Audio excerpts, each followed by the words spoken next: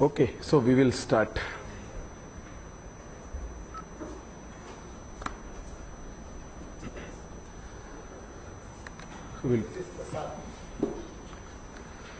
Om Vatavitapi Samipe Bhumi Bhage Nishannam Sakala Muni Jananam Jnanadatharamarat Tribhuvana Gurumisham Dakshinamurty Devam Janana Marana Dukkha Cheda Daksham Namami Chiram Padakator Mule Vriddha Sishya Guror Yuva Gurorastu Maunam Vyakhyanam Shishyaste Chinna Samshayaha Om Nama Pranavartaya Shuddha Jnanaikamurtaye Nirmalaya Prashantaya Dakshinamurtaye Namaha. So with the grace of the Lord, we will start from today Dakshinamurty Stotra. I just, there are quite a few Dhyana shlokas. I just picked only 3 of them. One or two we will see through the regular, some of them also we will see. See, Dakshinamurty is a very, very important in our pantheon of gods that we all worship. In fact, in this country, Guru is a very, very important concept. Therefore, after a little bit of Upanishads and Bhagavad Gita, I thought, why not we go through Dakshinamurty Stotra? Because for a very unique reason, Guru is a very, very important concept in one's evolution. I think not just the spirit, although we quite often relate it to the spiritual part of it, I think we can generalize this statement. Guru is a very, very important element in one's evolution, whether it is materialistic or spiritualistic. Although we will look at more on a spiritualistic side because of the context, but that in no way will take away this statement. I think we need Guru.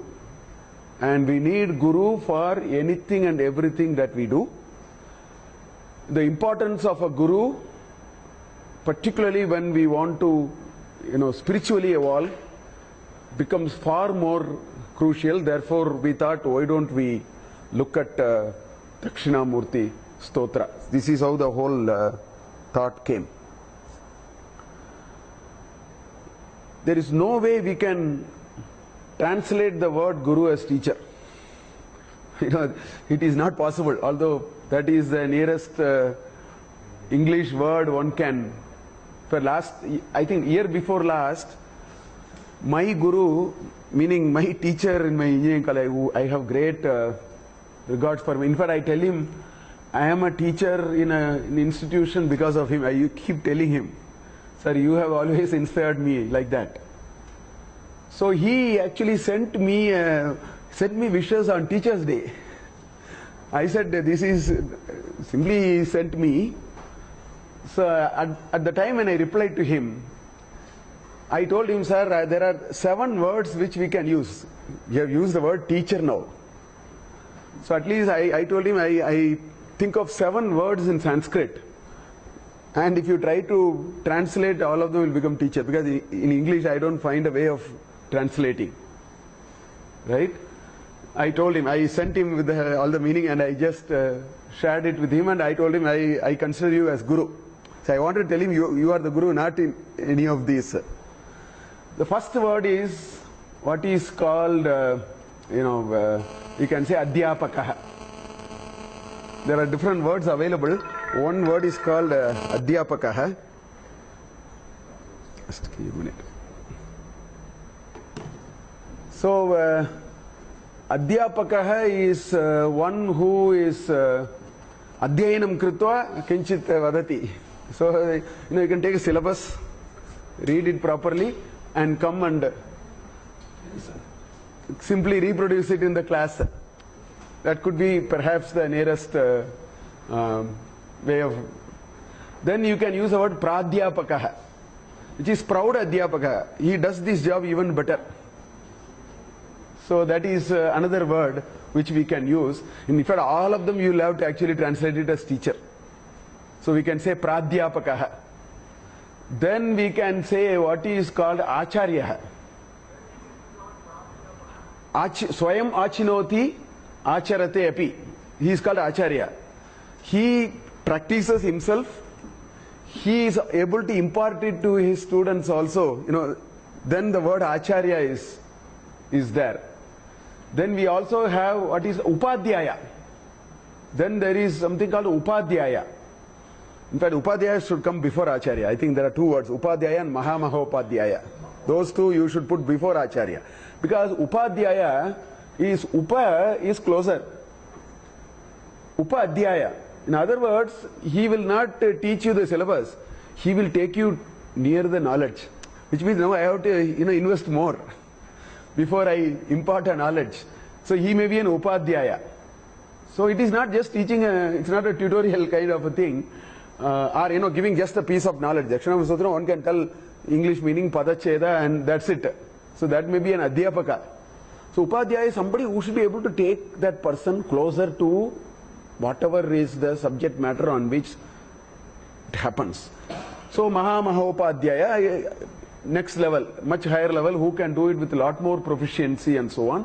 Then comes acharya, right? Then comes deshikottamaha. Deshikanam uttamaha. So slowly these definitions move from a mere imparting knowledge to an ability to do acharana. Say Deshika is one who is able to live by and show what should be done. See, it's easy to say something, but one has to live by it and then show it also.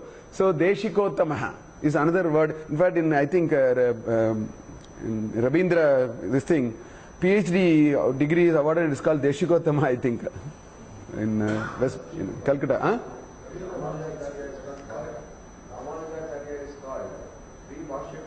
Deshikottama. So one who should be able to, by sheer living, they are able to radiate the truth and all that. So to that level one can go and call it as Deshikottama. Then comes Guru. So Panini in his sutra, he actually defined Guru.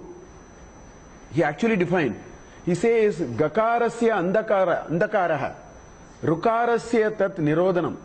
So now the role of a teacher, all these are teacher in English. Somewhere I have to translate it as teacher. So the Guru is one who can lead the disciple from darkness to light. Gakarasya, tan nirodhanat, Guru it abhidiyate. Some definition is there in Panini's thing. So that is the highest level. So the Guru, so that definition of Guru is more a spiritual. So today Guru has become a business word. Americans say Guru. Guru is very oftenly used and they have all their own meanings. But I think Panini says Guru is one who can lead somebody from darkness to light. That is the biggest thing that can ever happen. That is why in this country, Guru is a very, very important idea. Guru is very, very central. So before we actually get into Dakshinamurty Stotra, I want to spend a little bit of time. Why do we need Dakshinamurty Stotra? Or in other words, why do we need this whole concept of Guru? I thought I will, little bit of time I want to talk about it as detailed as possible before we get into the shlokas, because that we can, as we go along, we can do. Suppose we call some 10 people randomly and ask what is the ultimate goal in life. Suppose we just call people, what is your ultimate goal in life? Because all of us are working for some goal and one can push them to the limit and ask what is your ultimate goal in life. Now I thought of some 7-8 answers. I was just thinking, if you had asked, for example, if a student, if you go and ask what is your goal in life, the student will not be able to tell anything Other than saying, I will get the highest mark, something like that he or she will say. My goal is to get the highest mark and maybe state rank, and this kind of thinking will come. This is all he or she can think. Highest goal in life. Somebody may say, I want to become very famous and known. I mean, these are real. There are a lot of people who are seriously thinking. I am not telling anything hypothetical.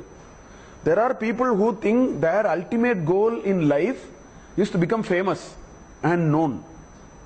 It looks like that. It is their ultimate goal in life.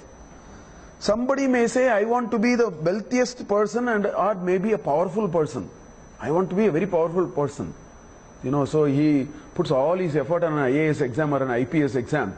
Because that is his or her conceptualization of what is his Janma Sapalya. If I have to use the Sanskrit word, Janma Sapalya. Janmaha Sapalata Abhavat. What is that which makes me feel that I have arrived, I have done in this Janma? So somebody may say, I want to be the wealthiest person. I want to be the most powerful person. That is another possibility. Somebody will say, I want to be the CEO. I want to be the most sought after person in the society. I have heard this. I have seen these people saying. So it is nothing hypothetical I am talking. Whereas some other people will say, no sir, my ultimate goal in life is I want to be healthy, tension free. I want to have no encumbrances. Anayasayana maranam vinadainyena jivanam. People may say like that. That's all is my goal in life. Lots of people say that. Anayasayana maranam vinadainyena jivanam. Dehime kripaya shambho. Tvayi bhaktim achanchalam. Give me that. That's all I need. Nothing else I need. A lot of people who seriously say that. Some people will, you ask some other people, they say, no, my life, ultimate goal in life is carefree. Not worry about anything.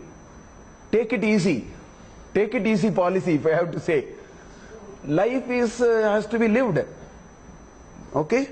Not worry about anything. That is what is ultimate goal in life. Why are you worried about anything? Let things come. This is called, in our scheme of things, called charvakas. In some ways. Some people say this is their goal in life. Why not? And there are people who say, my goal in life is to make others happy. They are very service oriented, samaja seva. I want to put smile on the face of poor. I mean, so I was just thinking for a while, some 7-8 such ideas came. Now the question is, why are people having, first of all, there are two questions. First question is there anything common in all these 8, 9? Now if you had asked another 10 people, would have got 10 more.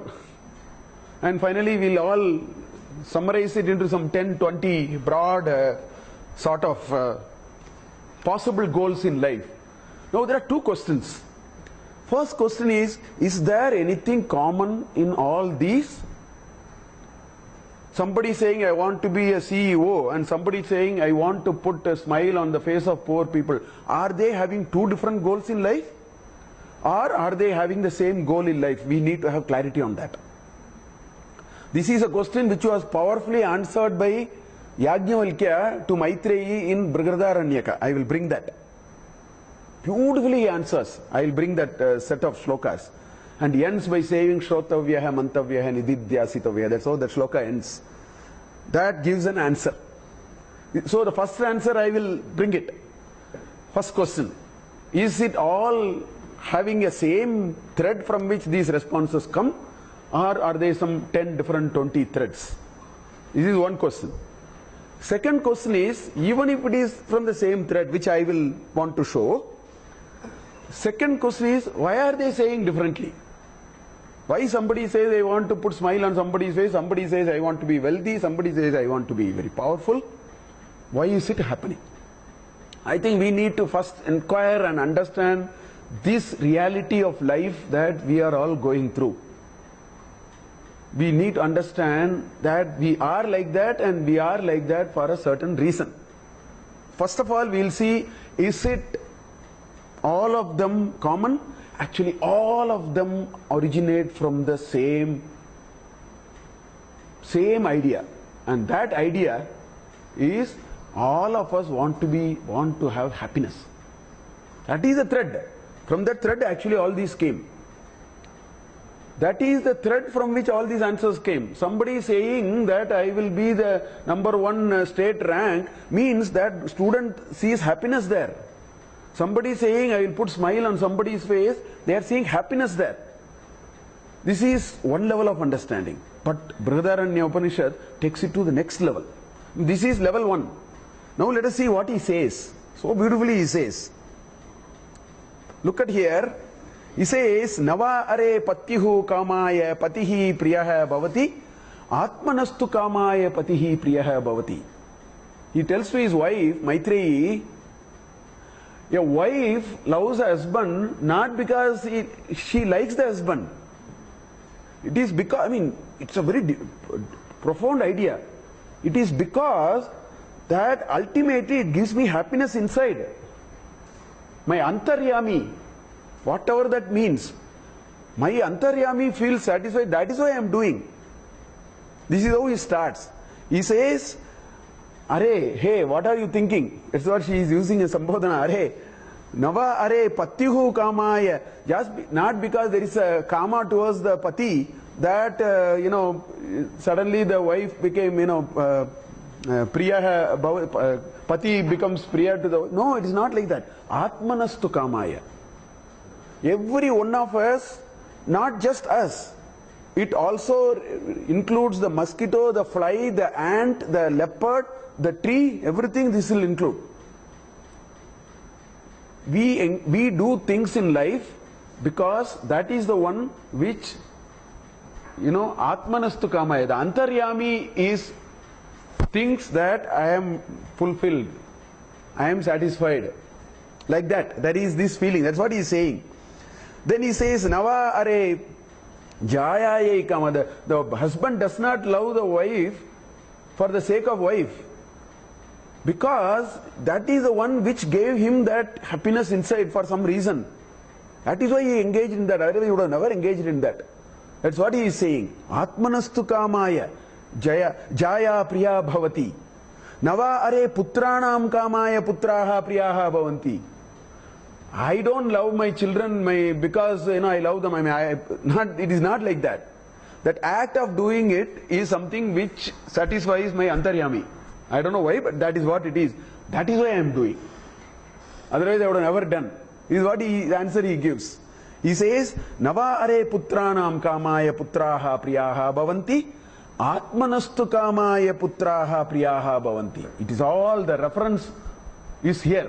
The epicenter of your happiness does not lie outside, it lies in the antaryami. It's nowhere outside.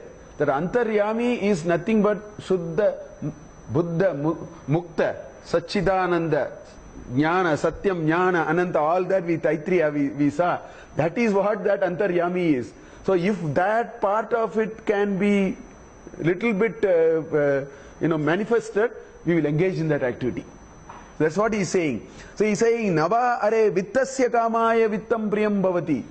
The wealth that going after is not because of wealth. Somewhere your antaryami is satisfied by that. That is why you are going after it. So Atmanastu kamaya vittam priyam. He goes on like this. Nava are brahmanaha kamaya brahma priyam bhavati. Atmanastu kamaya brahma priyam bhavati.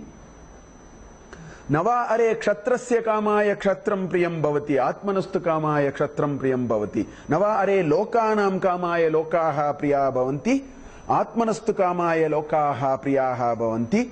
Nava are devanam kamaya devaha priya bhavanti. Atmanastu kamaya devaha priya bhavanti. Nava are bhutanam kamaya bhutani priyani bhavanti.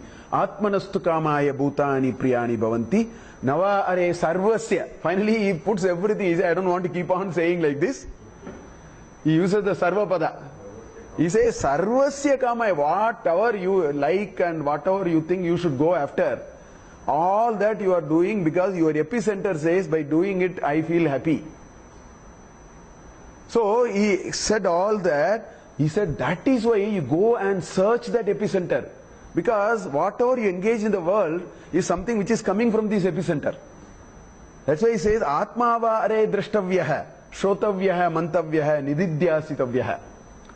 Now the most important implication of this shloka, of course there are two implications. First of all, every one of us say different things, but then the common thread is Atmanastu Kamaya. That is why we are doing it. That is the one which seems to give us some sense of satisfaction. Why and all we don't. That's the second question. We'll come to it later. The second most implication is all this talk that I felt so bad about them, therefore I am helping, they are all not correct. I want you to think about it. By saying I thought I felt very bad about them, by doing that will be good. It is not that. Everything is selfish at the end of the day. That's what this mantra is saying. At the end of the day, every one of us is selfish to the core, not in a narrow sense. Selfish. Self I have to put in quote. ISH outside. That self is actually the Atmanastha Kamaya. So let us not first of all think that just because somebody is not feeling so bad, I am helping. No, you are helping yourself. By doing that, that's what he is saying. By doing anything that you do, you are actually first helping yourself. This thought that I am helping somebody is all second level, third level. People are taking so many selfies because of that. Maybe that's why they are taking selfies. I do not know. So the first question is answered.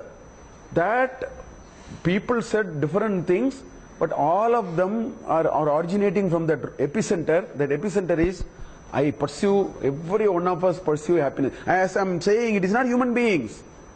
It is Sakala Jiva Rashi. Sakala Jiva Rashi will do this.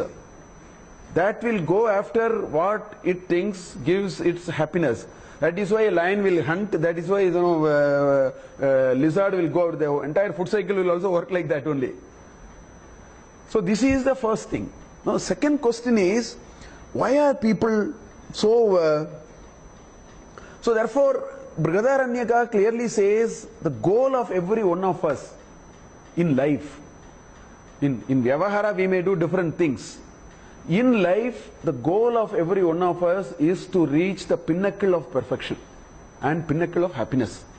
But nobody will say, I want to be sad. You can ask anybody. You can call anybody and say, do you want to be sad? Nobody is going to say yes. I think everybody will say, I want to be happy. So that is what the issue is. So I think we all have understood one point very clearly. The goal of life is to be at the pinnacle of happiness. This is an idea which is resident, which is wired into when the Purusha entered into the Prakriti, it has come because Purusha is Satyam, Jnanam, Anantam, Brahma. So it is nothing but embodiment of bliss. Now the question is, and then this whole Prakriti came, all these frills came, Pancha Indriyas, Antakarana, Jnana Indriyas, Karma Indriyas, Pancha Bhutaha, Pancha Tanmatraha, Buddha, Chitti, Ahankara, Manas, everything was wired and given. And then the question is, how did this become in practice? The goal has not changed for any of us. Not today, not 1000 Janmas before, not 1000 Janmas later. We are pursuing the same goal. The goal is, I want to be in the pinnacle of perfection of happiness. Sat Chit Ananda Rupa. I want to be bliss. Nothing but bliss. That goal has not changed. The question is, how are we making this journey? That is where the difference is. That is where the whole thing traces differently. So the question is, how does it happen? How do we actually go into this and what do we do? So the question is, the whole idea now shifts to the journey. End point is known. The end point is, I want to feel happy in a very uninterrupted, untainted, continuous state. That is the goal. And we want to now pursue that goal and then get into the journey. So now the whole focus has shifted from the goal to the path. Because I know where to go, but I have to now find a way to go. This is what we are all doing in our life. Animals are doing, plants are doing. Now this is where this whole notion of evolution is there. So the evolution goes like this.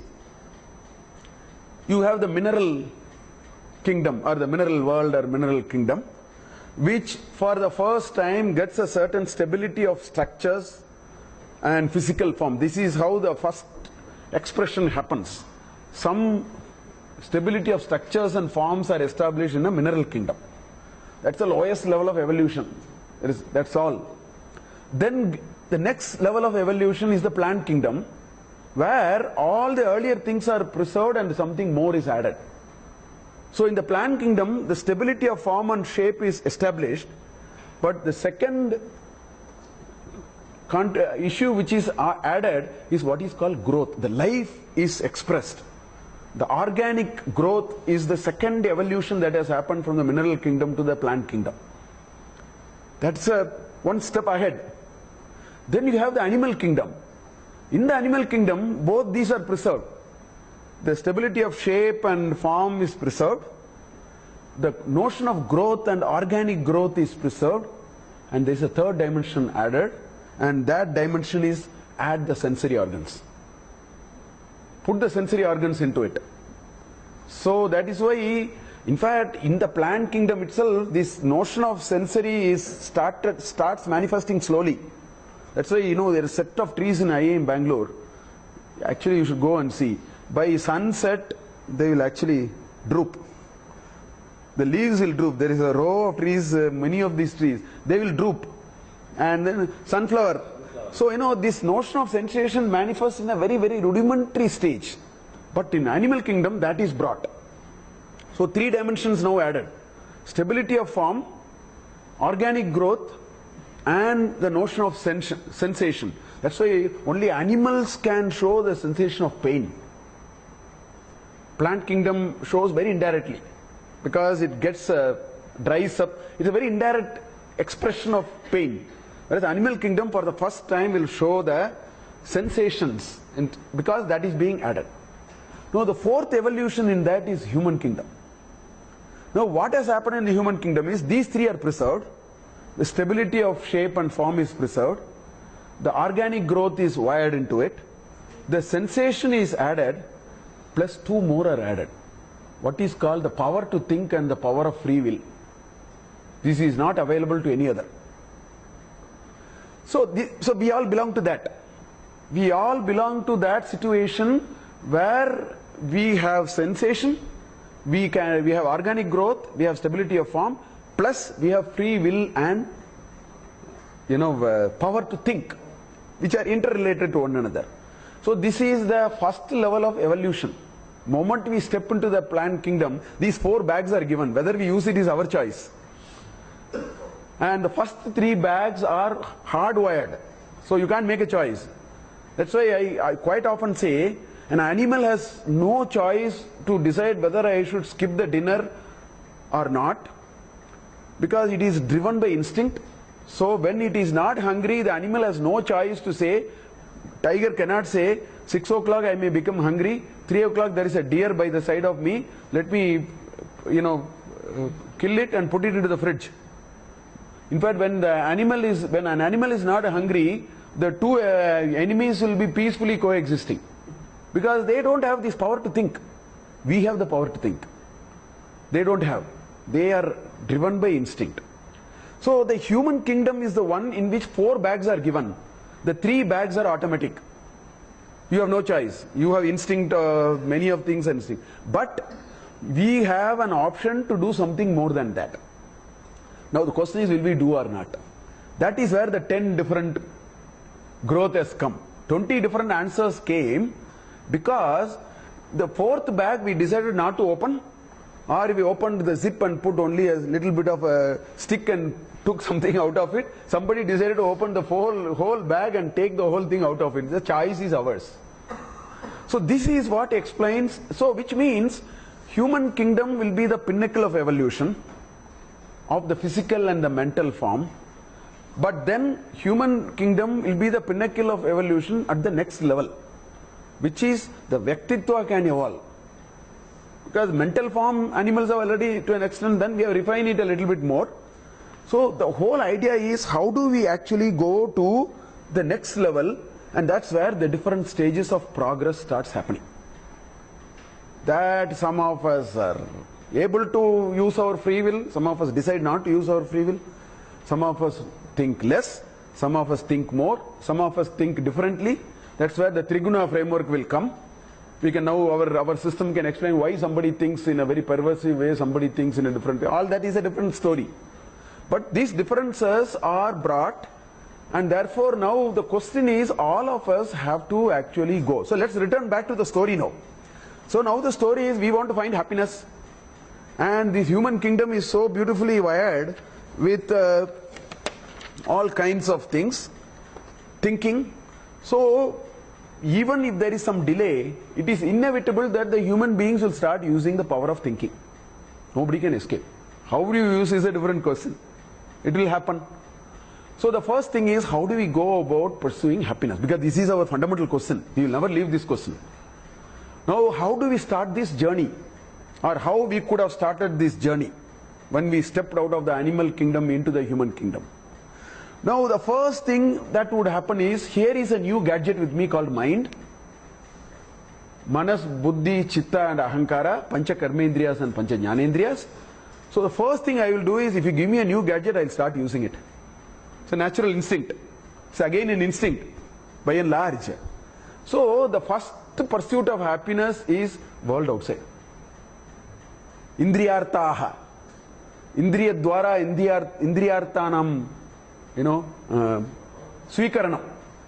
You start consuming the world of objects and start seeing pleasure. That's why a lot of people seriously think that a cup of coffee at 7 o'clock in the morning is a unit of happiness.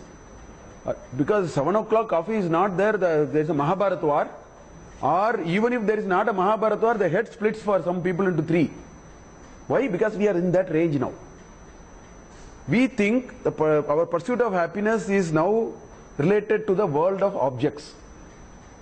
This is how it starts.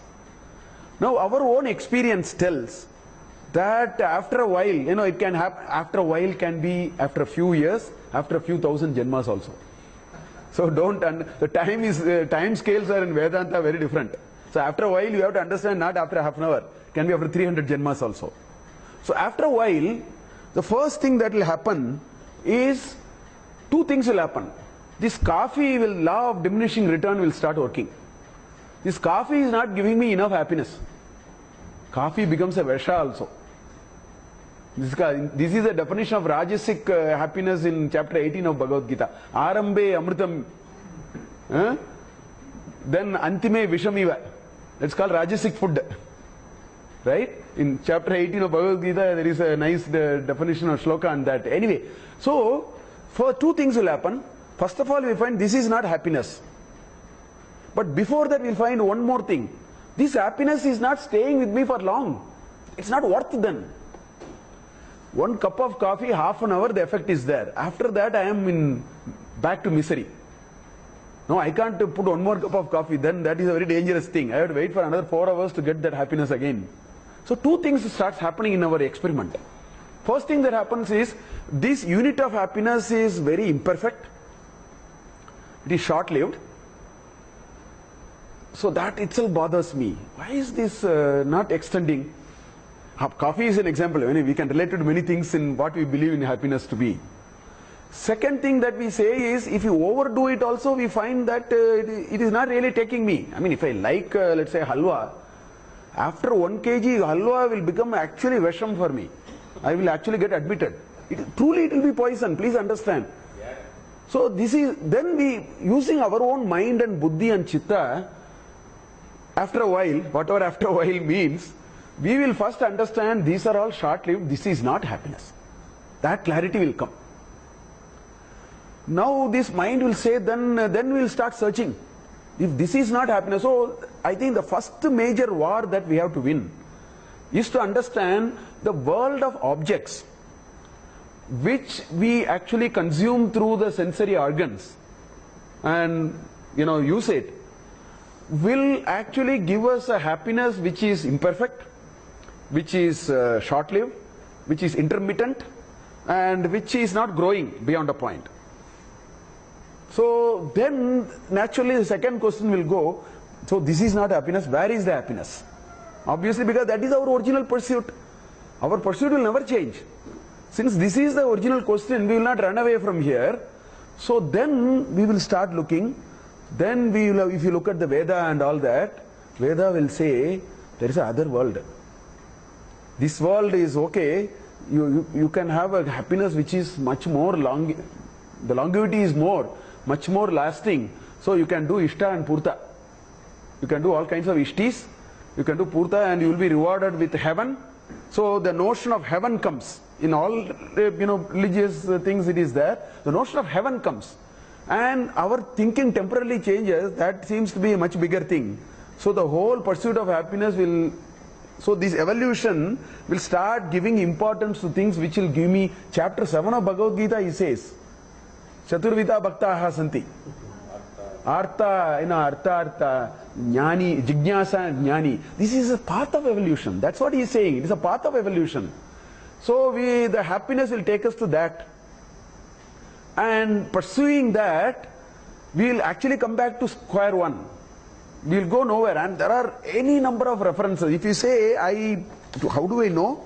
Either we will have our own implicit experiences gathered through several janmas, or we have enough of literature where informed people has told us. So now I want to show you 2-3 shlokas. There are plenty of references. I am just taken only 2-3. Just to emphasize this point. So the antakaranam and the indriyani as the basis, that's how we will start. Obtaining happiness as well as knowledge. We'll enjoy the pleasure and the happiness, but then we find it is very transitory. Transitory, it is not really working. Then slowly the belief comes there is something bigger than this. And efforts to discover that, higher order happiness, multiple attempts to find it. So where will these multiple attempts take us? That's the next question. And we are not looking at worldly pleasure now. There is something called an other world, and there is an otherworldly pleasure which is much larger in scope. Therefore we naturally shift because we think in the pursuit of happiness that is much larger, so we are on the right track.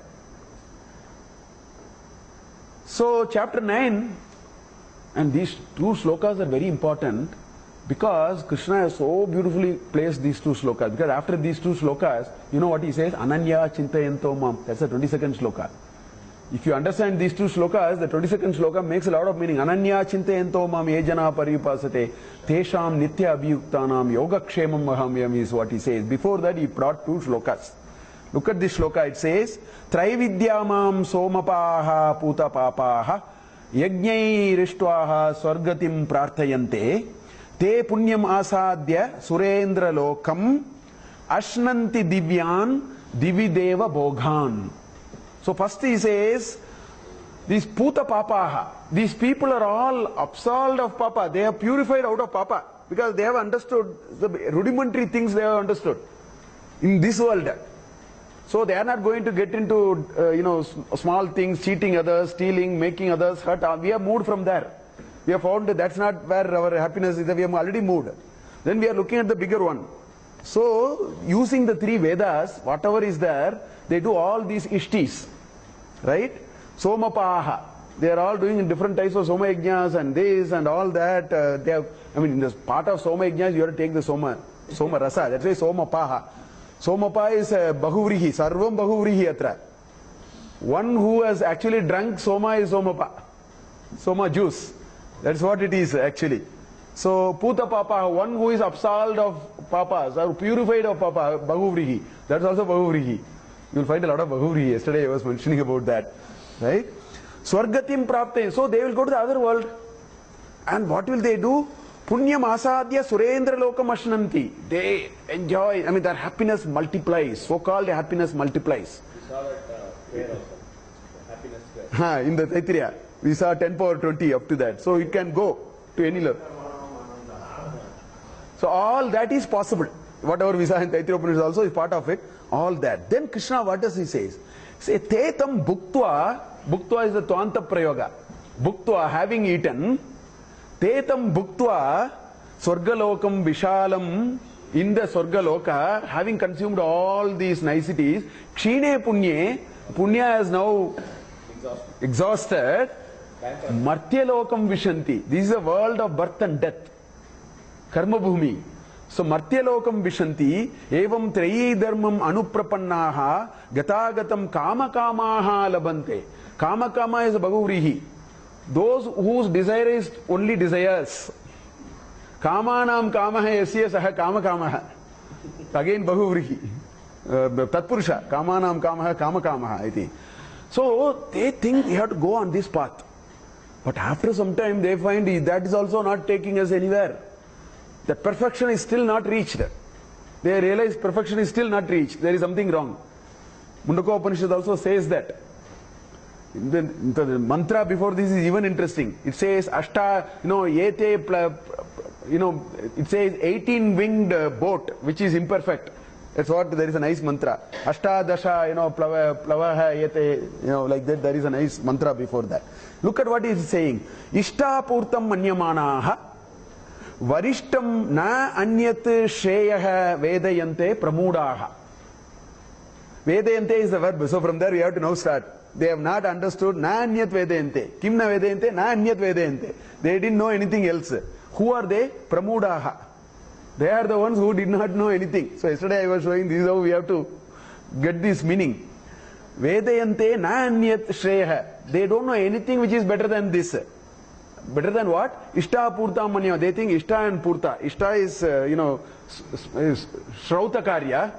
Purta is Smarta Karya. Purta is, you do all,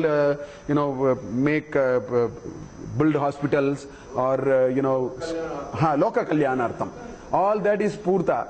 Ishta is all Shrauta Karya. Ishti is different. So all that they do, because they think that is ultimate. Nakasya Prishte, they go to the pinnacle of, that Loka, right? Anubhutva, having enjoyed that, Imam Lokam, they come back to this world where we are Hinataram, even worse than this. They even go even below this. So like this, there are several references in Shruti, in Smriti. Bhagavad Gita is a Smriti and Mundako Upanishad is a Shruti. In Puranas, everywhere it is there. So our pursuit of happiness at the second level has also got us to a dead end now. All these we have to travel. We are only looking at the knowledge now. So this pursuit of happiness will not take us anymore. So what is my situation now? Assuming I went through all these paths. Now there are two implications of this path. First implication is, I want to make this very clear. Every one of us will go through each of these paths. Or some of us have already gone through some of them. This is a continuum. Now, you have to be crass materialistic, because out of that only you will put a value to materialism and come out of it. Otherwise it is impossible. Not by reading. Anubhuti is very important. So crass materialism is required. Because out of that we will understand the true value of materialism, we will take our hands off.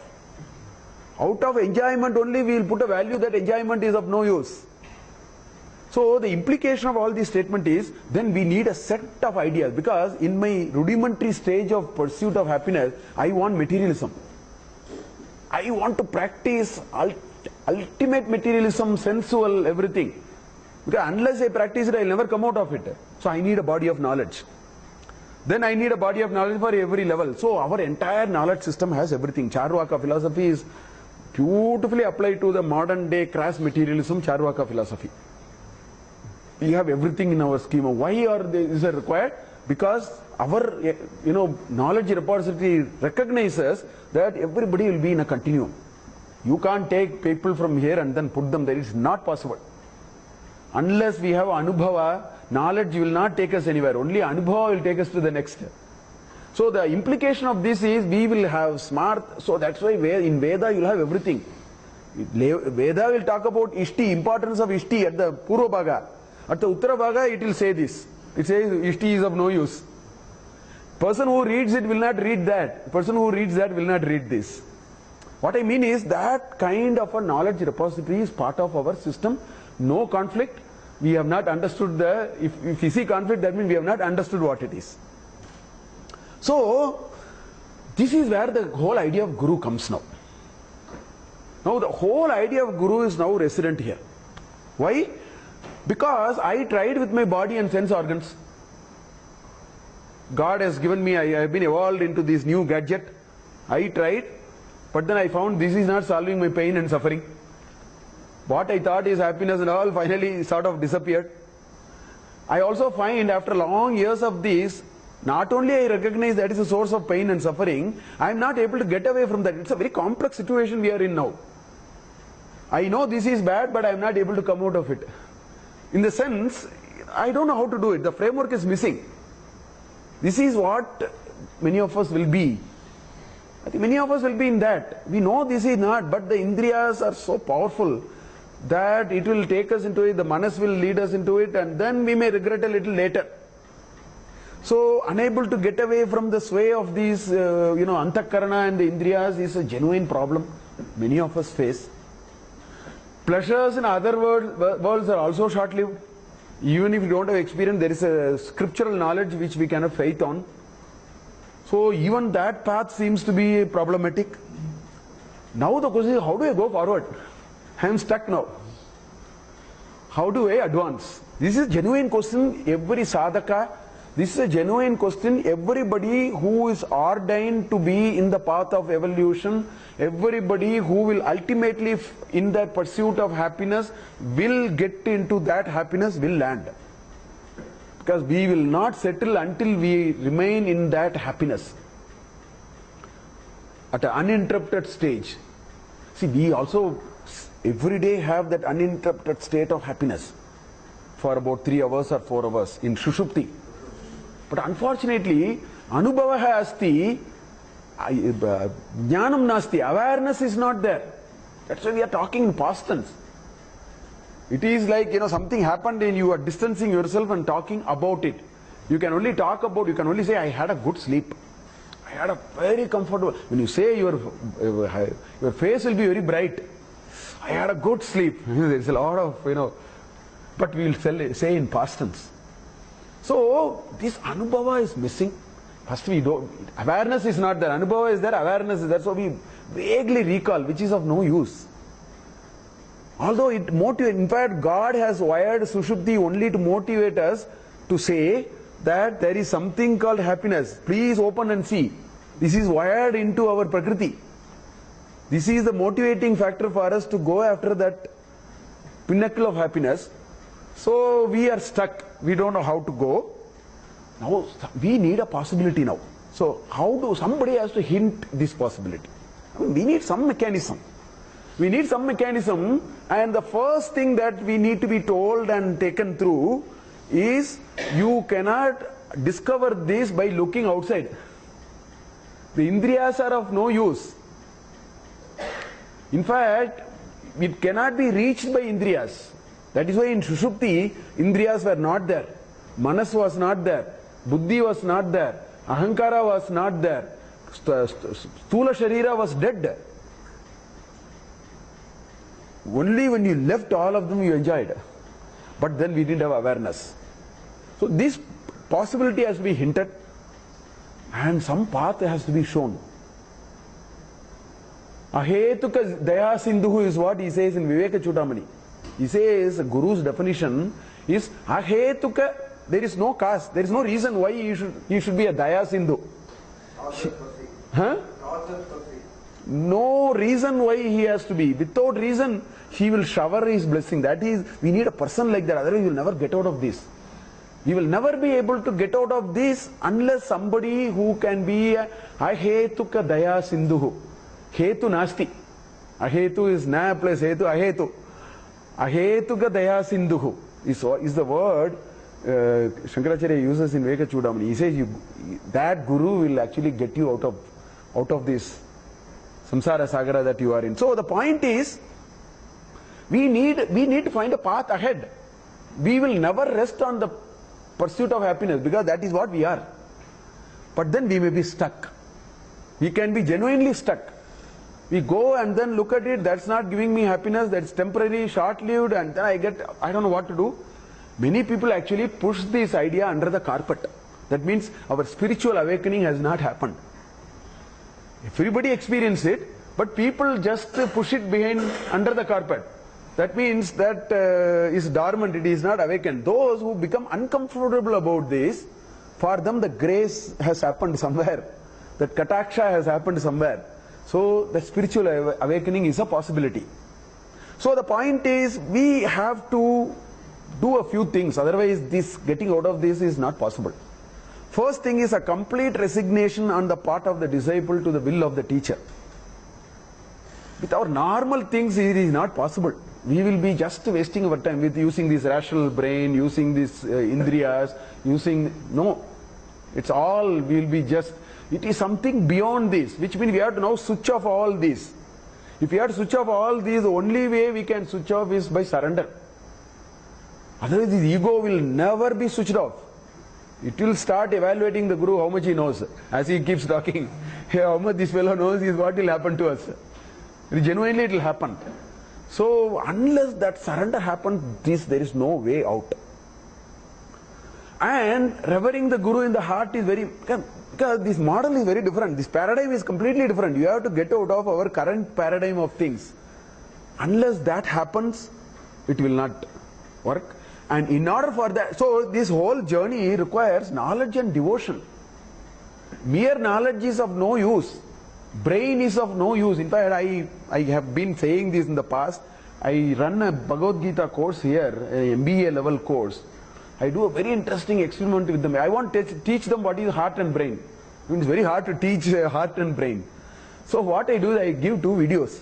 I just give them 2 videos, some 2-minute video, 3-minute video from the YouTube. I ask them to write 3 keywords. After I tell them, look at the first video. As soon as you look at the first video, you have to write 3 keywords. That's all, nothing else. Then I tell them, write, what will you do? What you thought you should do now? Is there something which happened to you which you wanted to? So these students write. A stunning piece of responses come, because if something appeals to the brain, what they say actually revolves around ahankar. That's how the statements you can analyze. I have some 300 statements with me in the last 3 years, whatever I have gathered. It's so interesting to see it. If something appeals to the heart, what happens is these words that they use is very powerful. And I jokingly say, if there is a word of meter in which you can feed the word, the needle will fly for the second video. Because they feel very strongly. They say that I felt like crying. One fellow says that this weekend I will go to Kadalur and meet that couple. That video is a 3-minute video. That video talks about a couple who talks about 14 or 17 children.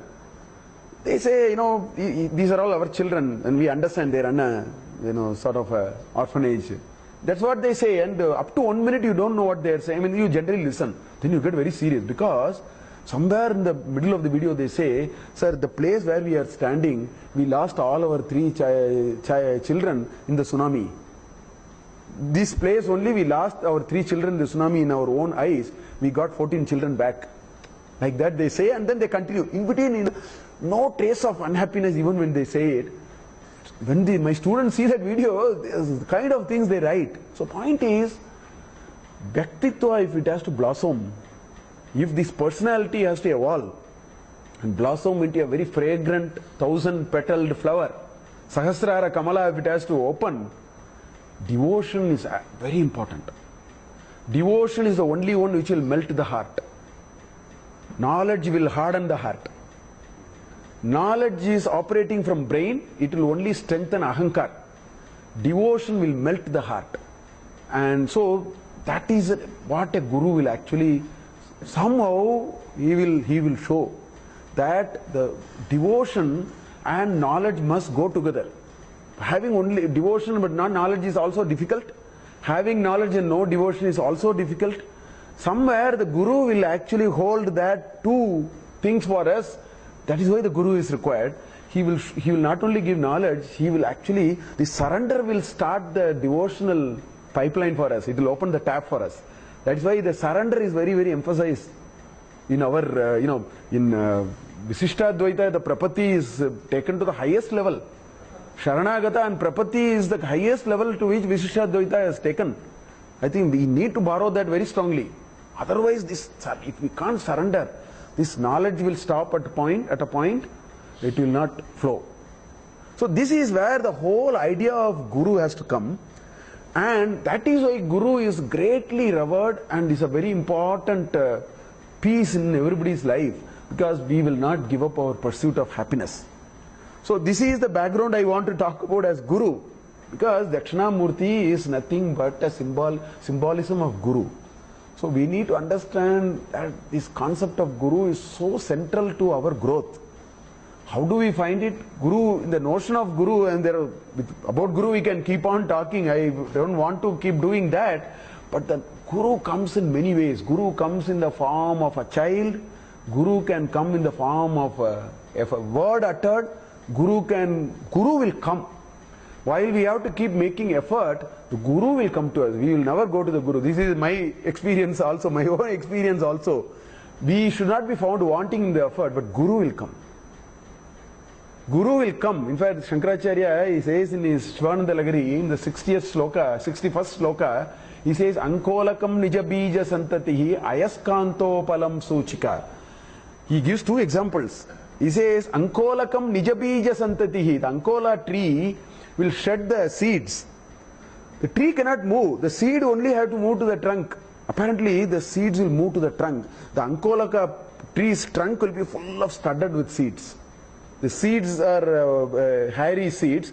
They move towards the trunk and then they get stuck there. Seeds. No, sir, you can see that in fact this Ankola tree is available in Chichi. No, it is available in Yerkad. It's available in Sherway Hills. Yes, and it's available in Calcutta also.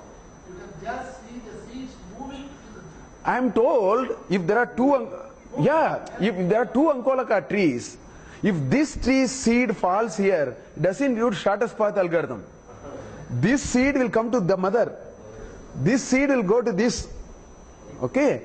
This is the first example Shankaracharya gave. Second example he gave was Ayaskanto Palam Suchika. He used magnet and the needle. Now anybody can attract anybody else. Magnet can also move to the needle. Needle can also move to the magnet. Either way, that this is how the trajectory of Guru also happens. We have to put the effort. The Guru will come unto us.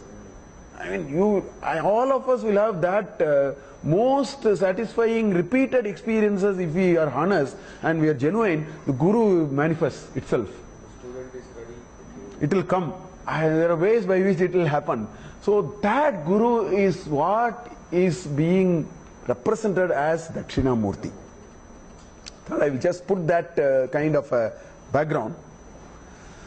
So today, Dakshinamurty Stotra is one of the compositions of Shankaracharya. So I want a little bit talk about these compositions of Shankaracharya very briefly. Little bit detail I am going to talk 2 days from now in some detail in a different dimension. Shankaracharya did three major things. First set is called, he is also a Bhashyakara. He wrote Bhashyas, commentaries. He wrote commentaries for the Prasthanatraya, the three most important pieces of text, which is Brahma Sutra, Dasha Upanishads and Bhagavad Gita. So 10 plus 1, 11 plus 1, 12. He also wrote another Upanishad called Narasimha Tapaniya Upanishad. It's a very, Acharyas give actually this thing. They make sankalpa and give it to their devotees, important devotees. Narasimha Tapaniya Upanishad actually. So Narasimha Tapaniya Upanishad also he wrote a commentary. Then he wrote there are about 16 pieces on which he wrote commentary. Then he wrote a commentary on Vishnu Sahasranama. He wrote a commentary on Sanat Sujatiya. See, in Mahabharata there are 4 crust jewels in entire Mahabharata. They are all very close, one behind the other, not in too much span. The first in the chronological order is Yaksha Prashna. That is the first. And the second is Viduraniti. The third is Sanat Sujatiya. Viduraniti and Sanat Sujatiya are back to back. After Vidura says 700 shlokas and tell to this Dhritarashtra, why are you not getting sleep? You are doing something wretched. That's why you are not getting sleep. 700 shlokas are there. Then Dhritarashtra gets even more restless. He thinks things are very bad for him. That time Sanat Sujata comes. He gives a discourse. He also, it's a philosophical discourse. So that's very important. So there is Sanat Sujatiya he wrote actually. Then of course Bhagavad Gita. These 4 are very nice pearls in Mahabharata. He wrote a commentary for Sanat Sujatiya. Then he wrote Bhashya for Lalita Trishati. He wrote a Bhashya for Hastamlakiyam. I don't know who, I think Hastamlaka, I don't know who has done Hastamlakiyam. I have not read that, so I have no idea. But he wrote a Bhashya for Hastamlakiyam also. I don't know who has done this source. I have let to check. So he did 16 Bhashyas. That's his first contribution. Then he did what is called Prakriyas or Prakarana Granthas, which are all philosophical treatises on Advaita Siddhanta. He wrote about 23 odd works. I put only some of things here. Viveka Chudamani is the magnum opus with 580 shlokas. In fact, Dakshinamurti is a magnum opus of that 580 in 10 shlokas, I should say. It's such a high pedestal it is put. Dakshinamurti Stotra is placed like that.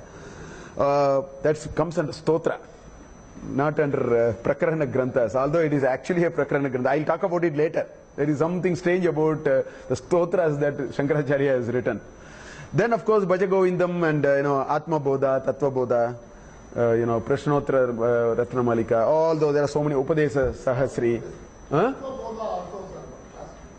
Atma Bodha, Tattva Bodha, all those are there. So he did about 23 Prakarana Granthas, which are all philosophical Vichara, emphasizing Advaita Siddhanta.